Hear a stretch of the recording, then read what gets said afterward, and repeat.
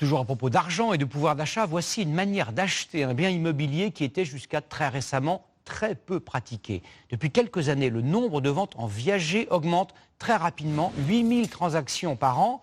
Le viager permet à la fois au vendeur de se constituer un complément de revenu et à l'acheteur d'acquérir un bien à prix réduit. Oubliez le film de Pierre Tchernia avec Michel Serrault et regardez cette enquête de Pierre Corieux et Julien Bervilliers. Alors voilà ce qu'on voit quand on vient d'un cours aux poules. Voilà. Martine Nonchet est une retraitée heureuse, car elle va pouvoir finir ses jours dans sa maison qu'elle aime tant. Ici, vous avez la salle à manger, salon, petite cheminée qui est bien agréable, voilà. Il y a 3 mois, elle l'a vendue en viager. L'acheteur lui a versé une somme d'argent qu'on appelle un bouquet. En plus de ça, il lui verse tous les mois une rente de 327 € jusqu'à la fin de sa vie. Avec ça, Martine va pouvoir entretenir sa maison, mais elle a aussi d'autres projets plein la tête.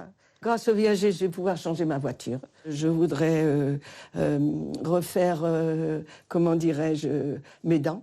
L'objectif, c'est quand même de vivre un peu, là, alors que j'ai encore la possibilité de le faire. En revanche, sa maison a été vendue moins cher que son prix initial. On appelle ça la décote d'occupation et elle est calculée en fonction de l'espérance de vie du vendeur. Très souvent, l'achat correspond à 30 ou 40% moins cher par rapport au prix de la maison. Le principe du viager, ce n'est pas du tout un pari avec la mort. C'est au contraire, on va dire, c'est un acquéreur qui investit dans un bien à moindre coût, mais en même temps, il aide une personne à mieux vivre. Un contrat de plus en plus plébiscité, même s'il ne représente encore qu'une vente sur 100 en France. Bonjour, vous allez bien? Cet agent immobilier observe un intérêt grandissant des retraités pour le viager.